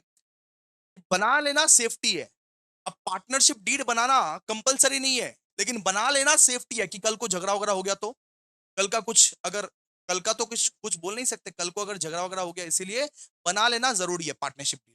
ये partnership deed is an written agreement between the partners that outlines the right, duties, responsibilities and profit sharing ratio among them, ठीक है। अब हम लोग पढ़ते हैं कि एसेंशियल एलिमेंट्स ऑफ पार्टनरशिप, जो फीचर्स लिखे ना, फीचर्स, जो फीचर्स लिखे बाबू सुनो ना, जो फीचर्स लिखे ना उसी को लिख देना, उसी को चेप देना एसेंशियल एलिमेंट्स ऑफ पार्टनरशिप में, ठीक है। देखो, एग्रीमेंट बिटवीन पर्संस वही चेपोगे, नंबर ऑफ पार्टनर्स वही चेपोगे, जो फीचर्स लिखे थे वही चेपना है। Profit sharing, mutual agency, lawful business, voluntary associations, ये सब चेप देना, कोई दिक्कत नहीं है, ठीक है। एसेंशियल एलिमेंट्स ऑफ पार्टनरशिप हो गया बेटा। अब हम लोग आते हैं एलएलपी पे। देखिए, एलएलपी क्या है? एलएलपी कुछ भी नहीं है बेटा, एलएलपी एक पार्टनरशिप और एक कंपनी का मिश्रण है। अगले सेमेस्टर में हम आपको कंपनी पढ़ाएंगे ना, तो एक पार्टनरशिप और कंपनी का मिश्रण है एलएलपी। तो पहले ना इंसान लोगों को एक कंप्लायंस करने में बहुत ज्यादा दिक्कत होता था कि पार्टनरशिप में अनलिमिटेड लाइबिलिटी था पूरा, फिर कंपनी में लिमिटेड लाइबिलिटी था, कंपनी का अलग लोचा, पार्टनरशिप का अलग लोचा। एक छोटा मोटा बिजनेसमैन ना कुछ कर नहीं पाता था, एक छोटा मोटा बिजनेसमैन का कोई लाइफ नहीं होता था। पार्टनरशिप का अलग लोचा है, कंपनी का अलग लोचा है, सर क्या खोले। बहुत बहुत बहुत बहुत बहुत ज्यादा कंफ्यूजन था। फिर आया दोस्तों 2008 में लिमिटेड लाइबिलिटी पार्टनरशिप, कि भाई इसमें लिमिटेड लाइबिलिटी भी रहेगा जो कि एक कंपनी का फीचर है, इसमें लिमिटेड लाइबिलिटी भी रहेगा, इसमें तुम्हारा लिमिटेड लाइबिलिटी भी रहेगा, और इसमें ये पार्टनरशिप के जैसा भी रोल करेगा। मतलब एक पार्टनरशिप और कंपनी का मिश्रण, पार्टनरशिप और कंपनी का मिश्रण। What do you mean by LLP? तो पार्टनरशिप और कंपनी का मिश्रण लिख सकते हो। A LLP is a hybrid form of business, a limited liability partnership is a hybrid form of business that combines the benefit of a partnership with the limited liability of a partnership, ठीक है। LLP क्या है? LLP एक hybrid form of business है जो कि partnership के benefits के साथ कंपनी के बेनिफिट्स को मिलाता है, मिश्रण करता है। और ये कब आया था? ये 2008 में आया था। It is governed by the limited liability partnership act 2008। Simple simple definition तो सिंपल है बाबू, डेफिनेशन तो सिंपल है। A limited liability partnership is a hybrid form of business that combines the benefits of a partnership with the limited liability of a company. It is governed by the Limited Liability Partnership Act 2008, ठीक है। अब देखिए features क्या क्या है। Features बहुत simple है, features बहुत सिंपल है। एक कंपनी का फीचर और एक पार्टनरशिप का फीचर को मिला दीजिएगा बस। एक कंपनी का और एक पार्टनरशिप का फीचर्स को मिला दीजिएगा। सबसे पहला, सेपरेट लीगल एंटिटी। एलएलपी का खुद अपना पहचान रहता है, खुद अपना पहचान रहता है कि पार्टनर से वो सेपरेट रहता है। पार्टनर्स अलग है, एलएलपी अलग है। एलएलपी अपने नाम पे प्रॉपर्टी भी ले सकता है, एलएलपी अपने नाम पे लोन भी ले सकता है, एलएलपी अपने नाम पे केस भी कर सकता है, एलएलपी अपने आप पे केस भी करा सकता है। तो एलएलपी का एक अपना सेपरेट एंटिटी है। जैसे कंपनी का सेपरेट एंटिटी होता है दोस्तों, वैसे ही एलएलपी का भी एक सेपरेट लीगल एंटिटी है। तो LLP has a distinct legal entity, मतलब separate legal entity, separate from it partners. फिर लिमिटेड लाइबिलिटी, यहां पे लाइबिलिटी जो है ना, लाइबिलिटी जितना आप कंट्रीब्यूट करोगे, मान लो कि मैंने 1 लाख कंट्रीब्यूट किया, तो मेरा लाइबिलिटी भी 1 लाख का ही रहेगा। मान लो 2 लाख कंट्रीब्यूट किया, तो मेरा लाइबिलिटी भी 2 लाख का ही रहेगा। जितना मैं कंट्रीब्यूट करूंगा उतना ही मेरा लाइबिलिटी रहेगा। तो यहाँ पे क्या रहता है बाबू, लिमिटेड लाइबिलिटी। सबसे पहला बाबू सेपरेट लीगल एंटिटी, दूसरा limited liability. Limited liability, partners liability is limited to their agreed contribution, जितना मैंने कंट्रीब्यूट किया है सिर्फ उतना ही मेरा लाइबिलिटी रहेगा बाबू। मेरे को घर बारी गाड़ी नहीं बेचना पड़ेगा जैसे पार्टनरशिप में बेचना पड़ रहा था। अब पार्टनरशिप में अनलिमिटेड रहता है, यहां पे लिमिटेड रहता है, लिमिटेड लाइबिलिटी रहता है। लिमिटेड लाइबिलिटी पार्टनरशिप, है ना, हम ही है ना। तो separate legal entity, limited liability. फिर परपेचुअल सक्सेशन। परपेचुअल सक्सेशन का मतलब क्या हुआ, LLP continues to exist independently of changes in partners. तो एलएलपी हमेशा कंटिन्यू करता है। सुनो इसका मतलब, इसका मतलब अटल अच्छा, इसका मतलब क्या होता है कि सरकारें आएंगी जाएंगी, ये देश रहना चाहिए, है ना। तो एलएलपी, एलएलपी नहीं मतलब कि इंसान आएंगे जाएंगे, इंसान तो आएंगे जाएंगे, इंसान आएंगे जाएंगे। जो आज डायरेक्टर है वो कल मर जाएगा, लेकिन एलएलपी हमेशा हमेशा के लिए रहेगा। LLP continues to exist independently of change in partners. कि पार्टनर्स तो चेंज होते रहेंगे, पार्टनर्स तो आते जाते रहेंगे, लेकिन एलएलपी हमेशा कंटिन्यू रहेगा। एलएलपी हमेशा क्या रहेगा, कंटिन्यू रहेगा। इसके बाद minimum 2 partners require at least 2 designated partners, one of whom must be an Indian resident. मतलब यहाँ पे एलएलपी में ना 2 पार्टनर्स चाहिए, 2 पार्टनर्स, 2 पार्टनर्स चाहिए। और एक को कम से कम इंडियन रेसिडेंट रहना पड़ेगा, एक को कम से कम भैया इंडियन रेसिडेंट रहना पड़ेगा। 2 डेजिग्नेटेड पार्टनर चाहिए और एक को बेटा इंडियन रेसिडेंट रहना ही पड़ेगा। एक अगर फॉरेन का है भी तो चलेगा, कोई दिक्कत नहीं है, लेकिन एक तो इंडियन रेसिडेंट चाहिए ही चाहिए। Minimum 2 partner. एंड यहाँ पे no maximum limit of partner. Maximum limit of partner का कोई भी लिमिट नहीं है। मैक्सिमम कोई लिमिट नहीं है। मैक्सिमम 10,000, 20,000, 30,000 कितना भी रह सकता है, मिनिमम का लिमिट है, ठीक है। तो बहुत सिंपल टाइप्स है। देखिए, separate legal entity, limited liability, फिर perpetual succession, minimum 2 partners, no maximum limit on partners. Separate legal entity, limited liability, perpetual succession, minimum 2 partners, no maximum limit of part. Please एक बार comment कर दो ना, comment कर दो, comment कर दो, याद हो जाएगा। कमेंट कर दो, कमेंट कर दो एक बार, यही कमेंट करो एक बार। Separate legal entity, limited liability, sir ये परपेचुअल सक्सेशन मतलब LLP continues to exist independently of changes in partners, minimum 2 partners, no maximum limit on partners, याद रखिएगा। And less compliance burden, less compliance burden मतलब यहाँ पे बाबू उतना company के जैसा कंप्लायंस नहीं करना पड़ेगा, उतना कंपनीज के जैसे आपको कंप्लायंस नहीं करना पड़ेगा, बहुत कम कंप्लायंस करना पड़ता है यहाँ पे compare to company. LLP have fewer regulatory requirements and lower cost. ठीक है, क्लियर है। तो ये बाबू एलएलपी भी हम लोग कर लिए। अब देखिए, अब हम लोग 10 मार्क्स के क्वेश्चन में मूव ऑन कर रहे हैं दोस्तों।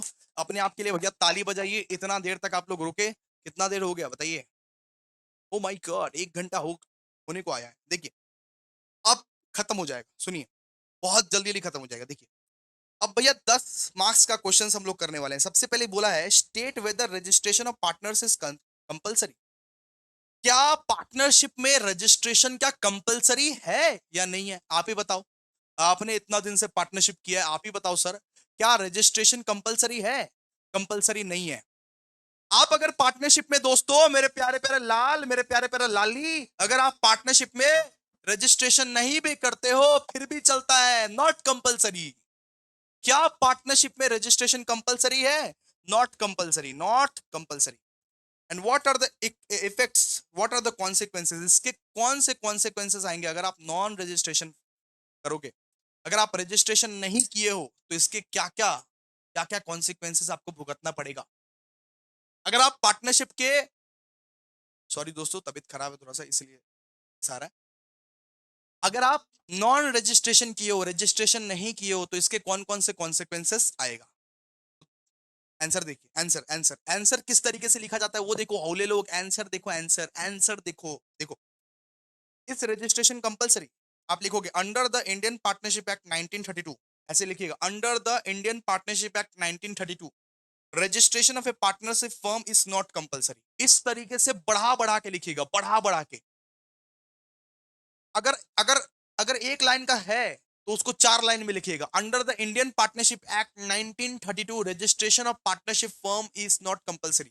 बहुत लोग क्या करेगा, इसको ना आईपीए लिखेगा, सबसे बड़ा बेवकूफ है, मार्क्स भी कटेगा और आंसर भी बड़ा नहीं दिखेगा। आंसर बड़ा दिखना चाहिए बेटा, आंसर बड़ा दिखना चाहिए आपका। तो लिखिएगा under the Indian partnership act 1932 registration of the partnership firm is not compulsory as per section 58 registration is optional and voluntary. Registration क्या है, ऑप्शनल और वॉलंटरी। लिखिएगा as per section 58, as per what section, as per section 58। Comment section में लिखो ना, याद हो जाएगा। Under the Indian Partnership Act 1932, registration of the partnership firm is not compulsory. As per Section 58, registration is optional and voluntary, left to the discretion of the partner. ठीक है। However, Section 69 outlines significant legal disabilities for the unregistered firm. मतलब section 69 ये बताता है कि भाई ठीक है, कोई बात नहीं, तू रजिस्ट्रेशन मत कर। बोलता है कि तू रजिस्ट्रेशन मत कर, कोई बात नहीं, तू रजिस्ट्रेशन नहीं भी करेगा तो भी चलेगा। लेकिन कोर्ट बोलता है कि हम जिम्मेदारी नहीं लेंगे, बाद में कुछ झगड़े वगड़े हुए तो हम जिम्मेदारी नहीं लेंगे। रजिस्ट्रेशन मत कर, चलेगा मेरे को, लेकिन बाद में तेरे बीच में और तेरे फर्म के बीच में अगर कुछ मैटर हुआ, झगड़ा हुआ तो हम जिम्मेदारी नहीं लेंगे। ऐसा बोलता है सेक्शन 69। तो अब हम लोग पढ़ने वाले हैं बेटा consequences effects of non registration. क्या अगर नॉन रजिस्ट्रेशन तो करवा लूं सर, लेकिन इसके क्या क्या इफेक्ट्स है, इसके क्या क्या इफेक्ट्स है, क्या क्या इफेक्ट्स झेलने पड़ेंगे। देखो सबसे पहला effect, no suit by the firm against third party. कि अगर आपका फर्म, अगर आपका पार्टनरशिप फर्म रजिस्टर नहीं है तो आप किसी थर्ड पार्टी के अगेंस्ट सूट नहीं कर सकते। आप किसी थर्ड पार्टी के अगेंस्ट केस नहीं कर सकते। सूट का मतलब है case. No case by the firm against third party.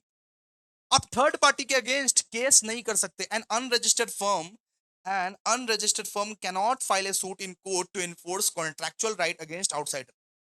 कि अगर तूने पार्टनरशिप फर्म का रजिस्ट्रेशन नहीं किया है तो तू स्यू नहीं कर पाएगा किसी ये थर्ड पार्टी को। सर स्यू का मतलब क्या होता है, वो सी नहीं बाबू, स्यू का मतलब होता है आप केस नहीं कर पाओगे, थर्ड पार्टी के अगेंस्ट किसी केस नहीं कर पाओगे। And unregistered firm can not file a suit in court to enforce contractual right against outside.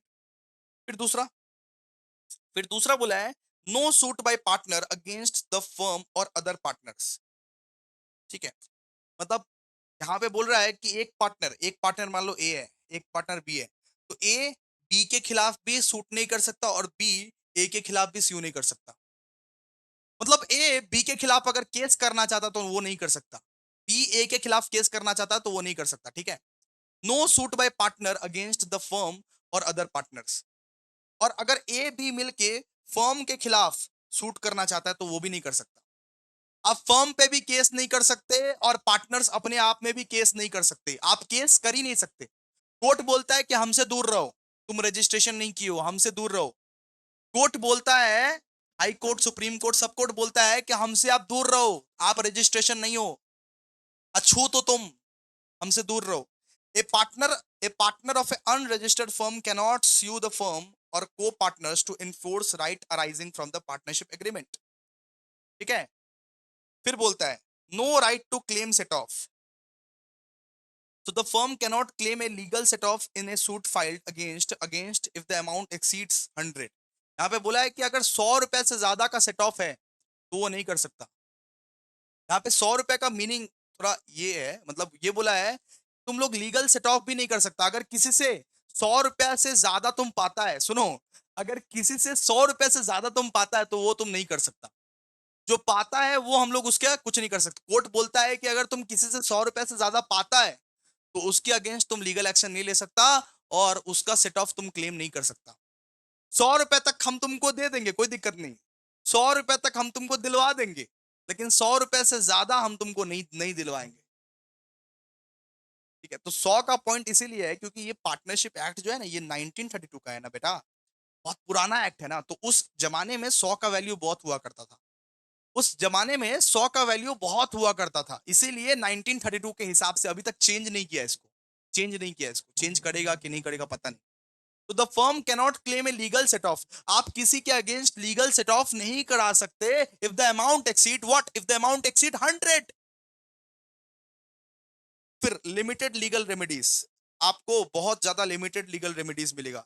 The firm is barred from enforcing right, मतलब बहुत सारा राइट्स, बहुत सारा ड्यूटीज आपको नहीं मिलेगा। अगर आप अपने पार्टनरशिप फर्म का रजिस्ट्रेशन नहीं करवाए हो ना, तो लीगल रेमेडीज मिलेगा, बहुत लिमिटेड लीगल रेमेडीज मिलेगा, ठीक है, बहुत कम राइट्स, बहुत कम अधिकार आपको मिलेगा। नो लीगल रिकॉग्निशन, कोई आपको पहचानेगा नहीं, कोई आपको लीगली पहचानेगा नहीं। कोर्ट में जाओगे तो कोर्ट वाला बोलेगा अरे तुम्हारा फर्म तो अनरजिस्टर्ड है, भागो यहां से, कुछ नहीं कर सकते हम। कोर्ट वाला वकील वकील बोलेगा कि तुम्हारे फर्म के अगेंस्ट हम कुछ नहीं कर सकते, तुम्हारा फर्म तो अनरजिस्टर्ड है। तो नो लीगल रिकॉग्निशन, कोई तुमको पहचानेगा नहीं, कोई तुमको लॉ की तरफ मान्यता नहीं देगा, बोलेगा जाओ, कुछ नहीं कर सकते।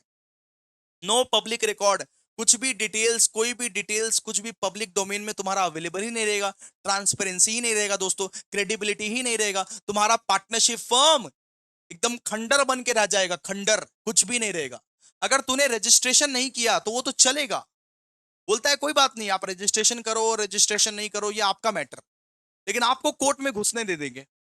कोर्ट में कोई मैटर लेके मत आना, कोर्ट में आ मत जाना किसी के अगेंस्ट केस करने के लिए, किसी किसी थर्ड पार्टी के अगेंस्ट केस करने के लिए, या आपस में ही केस करने के लिए, या फर्म के अगेंस्ट केस करने के लिए आ मत जाना। And difficulty in racing capital, ठीक है।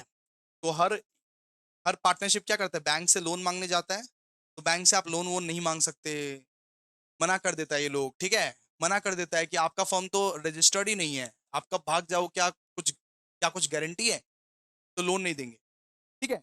तो बेसिकली देखिए, अगर आपने रजिस्ट्रेशन नहीं करवाया है, registration is compulsory, no registration is not compulsory, लेकिन अगर आपने रजिस्ट्रेशन नहीं करवाया तो बहुत सारा भुगतान आप लोगों को भुगतना पड़ता है। No suit by the firm against third party, आप थर्ड पार्टी के अगेंस्ट सूट नहीं कर सकते, आप थर्ड पार्टी के अगेंस्ट केस नहीं कर सकते, आप ये पार्टनर्स के अगेंस्ट केस नहीं कर सकते, फर्म के अगेंस्ट केस नहीं कर सकते, क्लेम, और आप सेट ऑफ भी नहीं कर सकते, अपना क्लेम को सेट ऑफ भी नहीं कर सकते। किसी से अगर मान लो 50,000 रुपया पाना है तो वो नहीं कर सकते आप, 100 रुपए से ज्यादा आप लीगल सेट ऑफ कर ही नहीं सकते। दूसरा, फिर चौथा, लीगल लिमिटेड लीगल रेमेडीज, बहुत लिमिटेड लीगल रेमेडीज आपके पास अवेलेबल रहेगा।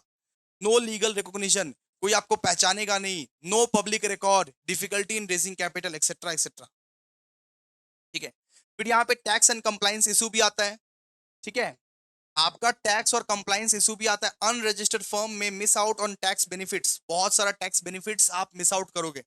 नो प्रॉपर्टी राइट प्रोटेक्शन, ये सब मत कीजिएगा, 8 पॉइंट कीजिएगा, 8 पॉइंट, 8 पॉइंट कर लीजिएगा हो जाएगा आपका, 8 पॉइंट कर लीजिएगा हो जाएगा, ठीक है, 8 पॉइंट कर लीजिएगा हो जाएगा। बात करते हैं what do you mean by dissolution of the firm and what are the procedure of dissolution. दोस्तों, आपको एक अकाउंट्स में चैप्टर समझाए थे कि डिसोल्यूशन ऑफ द फर्म का मतलब क्या होता है। डिसोल्यूशन ऑफ द फर्म का मतलब होता है दोस्तों कि फर्म बंद हो रही है, फर्म बंद हो रही है, फर्म बेटा बंद हो रही है, फर्म बंद हो गई है, फर्म का दिवाला निकल गया और फर्म बंद हो रही है। तो डिसोल्यूशन का मतलब होता है फर्म बंद हो गई है, अब क्या होगा बेटा, अब असेट्स को बेच दिया जाएगा, लाइबिलिटीज को सेट ऑफ किया जाएगा, लाइबिलिटीज को पे ऑफ किया जाएगा, असेट्स को बेच दिया जाएगा। तो यहाँ पे क्या होता है, यहाँ पे डिसोल्यूशन ऑफ द फर्म का मतलब, डिसोल्यूशन ऑफ द फर्म का मतलब कि टर्मिनेशन ऑफ पार्टनरशिप, कि भाई पार्टनरशिप बंद हो रहा है, फर्म बंद हो रहा है, पैसे नहीं है, अभी दिवाला निकल गया हमारा। तो अब हम लोग क्या पढ़ेंगे, what what do you mean by dissolution of the firm, procedure of dissolution. देखिए, so the dissolution of the firm, यहाँ पे लिखा हुआ है, ये the dissolution of the firm means the termination of the partnership relation between all the partners of A firm, ठीक है। तो डिसोल्यूशन ऑफ द फर्म का मतलब है कि पार्टनरशिप के रिलेशन से टर्मिनेट, कट्टी करना, कट्टी, कि पार्टनरशिप के रिलेशन से टर्मिनेट होना, कट्टी करना। After dissolution, after after after, अच्छा, उसके बाद क्या क्या होता है देखो, उसके बाद आप अपना अकाउंट्स को सेटल करते हो, लाइबिलिटीज को पे ऑफ करते हो, असेट्स को आप बेचते हो, ठीक है। डिसोल्यूशन में क्या करते हो, डिसोल्यूशन में अकाउंट्स को आप सेटल करते हो, लाइबिलिटीज को पे करते हो, और रिमेनिंग असेट्स को आप बेच देते हो, यही करते हो ना आप, यही करते हो ना।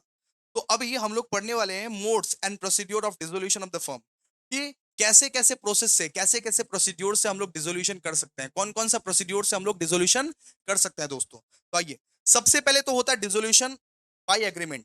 अगर सारे पार्टनर्स मिलके बोलेगा कि हमको ये फर्म को बंद करना है, तो बंद हो जाएगा। तो ये firm may be dissolve with the consent of all the partners as per the terms of the partnership deed, ठीक है। एक होता है कि डिसोल्यूशन बाय एग्रीमेंट, कि अगर सारा पार्टनर्स बोलेगा कि हमको फर्म बंद करना है, सारी पार्टनर्स की ही सहमति रहेगी, साइन वाइन कर देगा तो फर्म बंद हो जाएगा, इसको बोलता है डिसोल्यूशन बाय एग्रीमेंट। फिर होता है कंपलसरी डिसोल्यूशन। कंपलसरी डिसोल्यूशन क्या होता है? जब सारा का सारा पार्टनर इंसॉल्वेंट हो गया, सारा का सारा पार्टनर जब इंसॉल्वेंट हो गया और जब बिजनेस अनलॉफुल हो गया। बिजनेस मान लो कि हम किडनैपिंग का धंधा कर रहे हैं, और या तो मान लो कि सारे पार्टनर्स का दिवाला निकल गया, फिर क्या होता है? कंपलसरी डिसोल्यूशन होता है। ठीक है, कंपलसरी डिसोल्यूशन। फिर देखिए, फिर होता है बेटा वो dissolution on the happening of certain contingencies. मतलब कुछ ऐसा हो जाता है, कुछ ऐसा केसेस हो जाता है, इस वजह से डिसोल्यूशन होता है, इस वजह से डिसोल्यूशन होता है। देखिए, जैसे मान लीजिए कंप्लीशन ऑफ स्पेसिफिक वेंचर। एक वेंचर के लिए हम पार्टनरशिप किए थे, लेकिन वो वेंचर मान लीजिए कंप्लीट हो गया, या मान लीजिए किसी की मृत्यु हो गई, डेथ और इंसॉल्वेंसी ऑफ ए पार्टनर, किसी की मृत्यु हो गई या इंसॉल्वेंट हो गया एक पार्टनर, फिर जाके होता है। ठीक है, तो expiry of the fix term, या तो completion of the specific venture, या तो डेथ ऑफ और इंसॉल्वेंसी। ठीक है, तो यहाँ पे टाइपिंग थोड़ा मिस्टेक किया हुआ है, तो आप लोग जरा ये देख के कीजिएगा। तो यहाँ पे मतलब क्या होता है कि dissolution on the happening of certain contingency का मतलब क्या होता है कि कुछ ऐसा इवेंट घट जाता है, कोई ऐसा घटना घट जाता है जिसकी वजह से डिसोल्यूशन होता है। जैसे expiry of the fix term, completion of the specific venture, या डेथ या इंसॉल्वेंसी। ठीक है, अब बात करते हैं हम लोग डिसोल्यूशन बाय नोटिस। अब डिसोल्यूशन बाय नोटिस मतलब क्या होता है? इन ए पार्टनरशिप एट विल। अगर पार्टनरशिप एट विल रहे कि मैं जब चाहूं तब जाके छोड़ सकता हूं, मैं जब चाहूं तब जाके छोड़ सकता हूं। In a partnership at will any partner can dissolve the firm by giving written notice to all the partners. अगर कोई पार्टनर चाहे तो वो बोलेगा कि हम यहाँ पे अब नहीं रहेंगे, मैं यहाँ से रिटायर ले रहा हूं, तो वो नोटिस देके छोड़ सकता है। इसको बोल सकते हैं डिसोल्यूशन बाय नोटिस। बहुत सारे मोड्स रहते हैं। सबसे पहला मोड रहता है दोस्तों डिसोल्यूशन बाय एग्रीमेंट, दूसरा रहता है कंपलसरी डिसोल्यूशन, फिर तीसरा हम लोग पढ़े dissolution on the happening on off of certain contingencies. फिर हम लोग पढ़े डिसोल्यूशन बाय नोटिस, कि एक पार्टनर चाहे तो वो नोटिस लिख के छोड़ सकता है कि हम रिटायर ले रहे हैं, हम रिटायर ले रहे हैं। फिर एक होता है कि डिसोल्यूशन बाय कोर्ट, कि कोर्ट ही डिसोल्यूशन बोल देता है, कोर्ट बोल देता है कि इस फर्म को, ये पार्टनरशिप फर्म को बेटा डिसोल्यूट कर देना चाहिए। अब कोर्ट कौन कौन से ग्राउंड्स पे बोलता है देखिए। अब डिसोल्यूशन बाय कोर्ट कब होता है? A partner may apply to the court for the dissolution on the ground such as insanity of or incapacity of the partner. मान लो कि एक पार्टनर पागल हो गया, एक पार्टनर मान लो पागल हो गया, तो उसके बेसिस पर, ठीक है, एक पार्टनर कोर्ट में तभी अप्लाई कर सकता है। मान लीजिए मैं हूं अभिषेक और एक है निर्मल। मान लो कि निर्मल पागल हो गया, तो मैं कोर्ट में जाके बोलूंगा, सुनो कोर्ट, मेरा एक पार्टनर पागल हो गया, मेरा एक पार्टनर पागल हो गया, अब फर्म को आप वो डिसोल्यूशन कर दीजिए, तो कोर्ट कोर्ट ही कर देगा। या मिसकंडक्ट, अगर वो गलती से, अगर वो मान लीजिए, अगर वो गलती करेगा, फ्रॉड व्रॉड करेगा, ठीक है, अगर वो फ्रॉड व्रॉड करेगा, गलती करेगा, फिर जाके मैं बोल सकता हूँ कोर्ट में कि वो फ्रॉड कर रहा है, मेरा जो पार्टनर है वो फ्रॉड कर रहा है। या तो परसिस्टेंट ब्रीच ऑफ एग्रीमेंट, वो एग्रीमेंट को तोड़ा है, ऐसा भी बोल सकता हूँ। लॉसेस मेकिंग बिजनेस अनप्रॉफिटेबल, वो बोल रहा है कि बहुत सारा लॉस हो रहा है, ठीक है, तो मैं ये सब बोल सकता हूँ, मैं ये सब निर्मल के खिलाफ बोल सकता हूँ। ठीक है, अब कब होता है डिसोल्यूशन बाय कोर्ट? जब इंसैनिटी और इनकैपेसिटी ऑफ पार्टनर होता है, जब पार्टनर पागल हो जाता है या इनकैपेबल हो जाता है तब। मिसकंडक्ट अफेक्टिंग द बिजनेस, जब आप बिजनेस में कुछ ऐसे फ्रॉड्स वगैरह वगैरह करते रहते हो तब। या परसिस्टेंट ब्रीच ऑफ एग्रीमेंट या लॉसेस, हम तब जाके कोर्ट में बोल सकते हैं कि मेरा जो दोस्त है ना निर्मल, वो सही काम नहीं कर रहा है, वो फ्रॉड कर रहा है, लॉसेस हो रहा है इसकी वजह से, वो पागल हो चुका है या ब्रीच किया एग्रीमेंट। तब जाके कोर्ट खुद बोलेगा ठीक है कोई बात नहीं, हम कर देते हैं डिसोल्यूशन, हम कर देते हैं डिसोल्यूशन। ठीक है, फिर होता है बेटा settlement of accounts. After after the dissolution the firm accounts are settled by paying debts to outsider, repaying loans to parties. ये तो आप डिसोल्यूशन वाला चैप्टर में क्यों ना, कि डिसोल्यूशन के बाद क्या होता है? डिसोल्यूशन के बाद असेट्स को हम लोग बेच देते हैं, लाइबिलिटीज को हम लोग सेल कर देते हैं। ठीक है, असेट्स को हम लोग बेच देते हैं, लाइबिलिटीज को हम लोग सेल कर देते हैं, और रिमेनिंग प्रॉफिट एंड लॉसेस को हम लोग डिस्ट्रीब्यूट कर देते हैं। वही चीज लिखा हुआ है बाबू, वही चीज यहाँ पे लिखा हुआ है कि असेट्स को हम लोग बेच देते हैं, लाइबिलिटीज को सेल कर देते हैं, और जो भी बचा हुआ है वो रिमेनिंग पार्टनर्स को हम लोग डिस्ट्रीब्यूट कर देते हैं। ठीक है, ठीक है। ये सब नहीं पढ़ना पड़ेगा, 7 8 9 नहीं पढ़ना पड़ेगा, इतना ही आप पढ़िएगा, इतना ही पढ़ना, ठीक है। चलो, इतना ही आप पढ़ना। अब देखो, बात करते हैं advantages and disadvantages of LLP. LLP का एडवांटेजेस और डिसएडवांटेजेस क्या क्या है, जरा बात करते हैं, जरा समझते हैं कि एक एलएलपी का क्या डिसएडवांटेजेस है और क्या एडवांटेजेस है।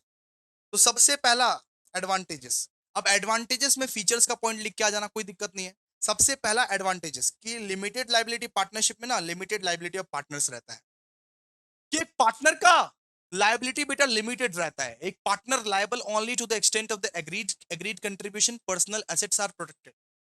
फिर सेपरेट एंड लीगल एंटिटी होता है। फीचर्स लिख देना, फीचर्स एलएलपी का एडवांटेजेस में फीचर्स लिख के आ जाना, बस बात खत्म। Limited liability of partnership, separate legal entity, या परपेचुअल सक्सेशन पढ़ाए थे ना, अभी अभी तो पढ़ाए कि परपेचुअल सक्सेशन की मेंबर्स आता रहेगा जाता रहेगा, लेकिन एलएलपी हमेशा कंटिन्यू रहेगा। फिर नो मिनिमम कैपिटल रिक्वायरमेंट, इसमें ना एलएलपी में ना कोई मिनिमम कैपिटल रिक्वायरमेंट नहीं है, आप 1 रुपया से भी स्टार्ट कर सकते हो, ठीक है, नो मिनिमम कैपिटल रिक्वायरमेंट, आप 1 रुपया से भी स्टार्ट कर सकते हो। एंड लेस कंप्लाइंस बर्डन, तो जो फीचर्स था उसी फीचर्स को आप लोग चेप देना यहाँ पे, बस बात खत्म। अब बात करते हैं बेटा कि डिसएडवांटेजेस ऑफ एलएलपी, की बेइज्जती करेंगे, एलएलपी की बेइज्जती करेंगे, एलएलपी की क्या करेंगे, बेइज्जती करेंगे। सबसे पहला बेइज्जती, limited access to funding, LLP can not raise equity capital from the public or issue share, limited growth potential. ठीक है, एलएलपी इक्विटी कैपिटल रेस नहीं कर सकता किसी से। एलएलपी जैसे एक कंपनी इक्विटी शेयर रेस करता है, वैसे एक एलएलपी कैपिटल रेस नहीं कर सकता, एलएलपी अपना शेयर को लिस्ट नहीं करा सकता, सॉरी। तो ये उसका ये क्या है, ये उसका ये डिसएडवांटेजेस है, ठीक है। फिर lack of recognition globally, LLP are less recognized internationally compared to private limited companies which may affect foreign investment, ठीक है।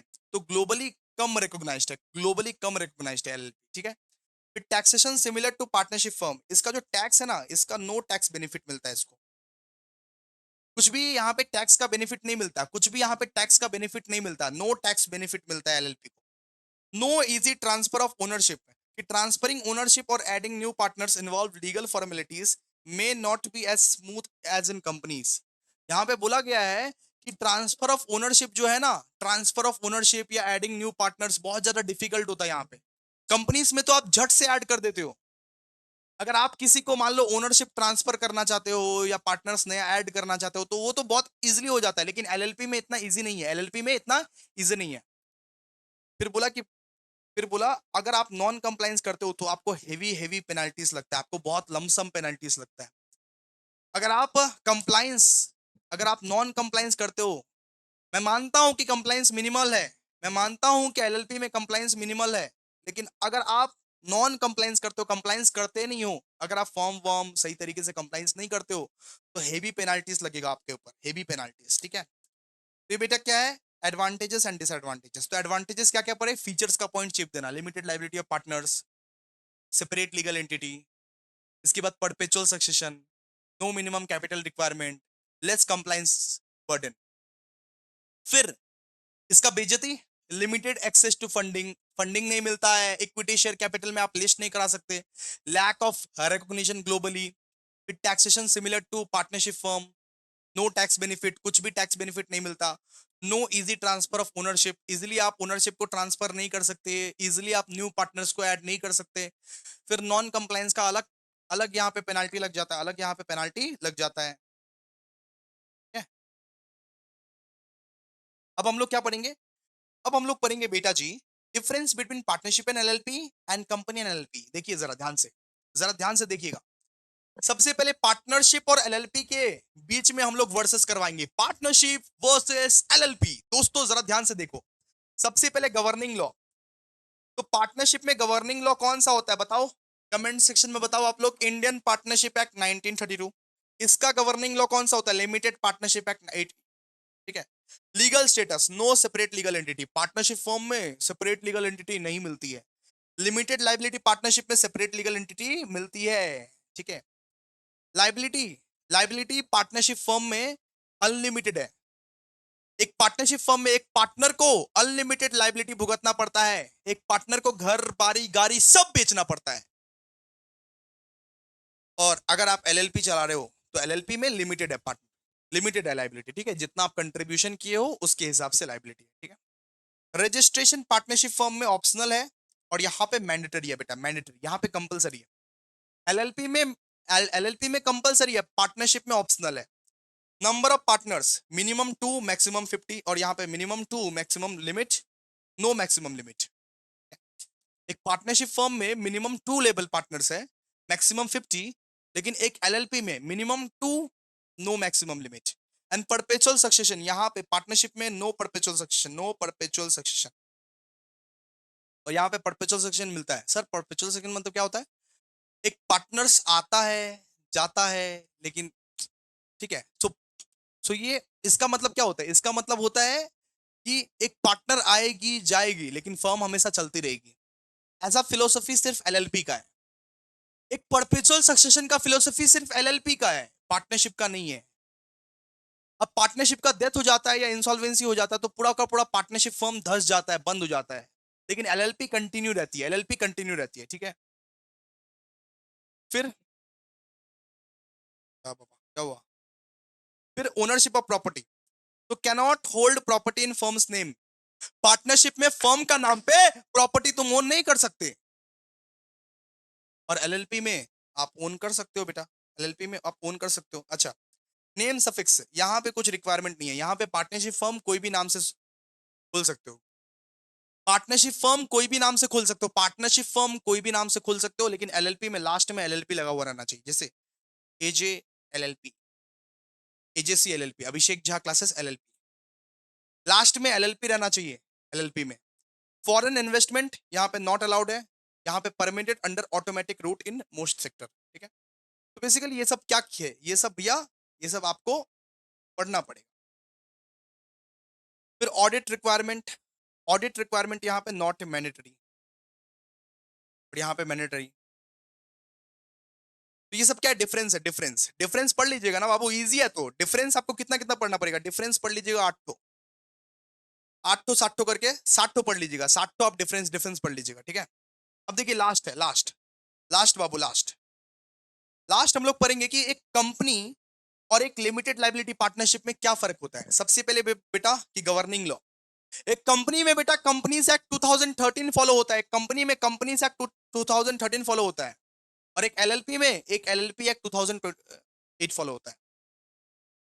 एक कंपनी में 2013 फॉलो होता है, एलएलपी में एलएलपी एक्ट 2008 फॉलो होता है। लीगल स्टेटस, एक कंपनी का लीगल स्टेटस है सेपरेट लीगल एंटिटी, एलएलपी का भी लीगल स्टेटस है सेपरेट लीगल एंटिटी, ठीक है। ओनरशिप क्या है? ओनरशिप इसका डिस्टिंक्ट है, ठीक है। Share holder own and director manage, यहाँ पे सिर्फ पार्टनर ही ओन करेगा और पार्टनर जॉइंटली मैनेज करेगा, पार्टनर जॉइंटली मैनेज करेगा। अच्छा, ये कंपनी में जो कंप्लायंस बर्डन है वो हाई होता है या वो लो होता है? कंपनी में कंप्लायंस बर्डन हाई होता है, बहुत सारा AGM, board meeting, ROC filing, ये सब सब मेंटेन करना पड़ता है, बहुत कंप्लायंसेस होते हैं। कंपनी में कंप्लायंस बर्डन हाई होता है और एलएलपी में कंप्लायंस बर्डन लोअर होता है, ठीक है।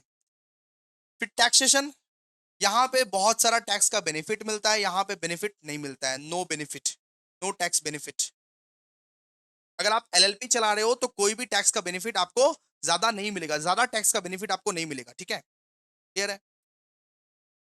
ये कंपनी कंपनी को बनाने में कितना कॉस्ट लगता है? हाई। एक एलएलपी को बनाने में लो लगता है कॉस्ट, ठीक है। नेम सफिक्स, एक कंपनी के आगे क्या लगा रहता है? एक कंपनी के आगे अगर वो पब्लिक कंपनी है तो लिमिटेड लगा रहेगा, अगर वो प्राइवेट कंपनी है तो पीवीटी एलटीडी लगा रहेगा, ठीक है। जैसे मान लीजिए अभिषेक झा क्लासेस, एक मान लीजिए पब्लिक कंपनी है तो पब्लिक अगर कंपनी है ना तो ऐसे लगा रहेगा अभिषेक झा क्लासेस लिमिटेड। अगर वो प्राइवेट है, अगर वो प्राइवेट कंपनी है तो ऐसे लगा रहेगा Abhishek Jha classes Pvt LTD, ठीक है। तो सिंपल सा बात है, नेम सफिक्स क्या है? Must and with private limited और एलटीडी, और मस्ट एंड विथ एलएलपी। ये सब लिख दीजिएगा, मार्क्स मिल जाएगा। इसका आप 5 पॉइंट याद कीजिएगा। कंपनी वर्सेस एलएलपी में 5 पॉइंट, इसका 7 पॉइंट, ठीक है। इसका आने का ज्यादा चांसेस है ना, तो इसका 7 पॉइंट। तो बेटा हम लोग ने पार्टनरशिप और एलएलपी खत्म कर लिया है। आपको कैसा लगा प्लीज एक कमेंट कीजिएगा, प्लीज दोस्तों, प्लीज प्लीज प्लीज एक कमेंट तो बनता है भाई, एक कमेंट बनता है। मेहनत किया हूँ, मुझे बुखार भी है फिर भी मेहनत कर रहा हूँ। तो एक कमेंट तो बनता है। हम लोग पार्टनरशिप को खत्म कर दिए, बहुत खूबसूरत तरीके से खत्म कर दिए, और 1K लाइक होना चाहिए, 1000 लाइक, तो लाइक भी कीजिएगा। Thank you so much guys, thank you so much, thank you so much.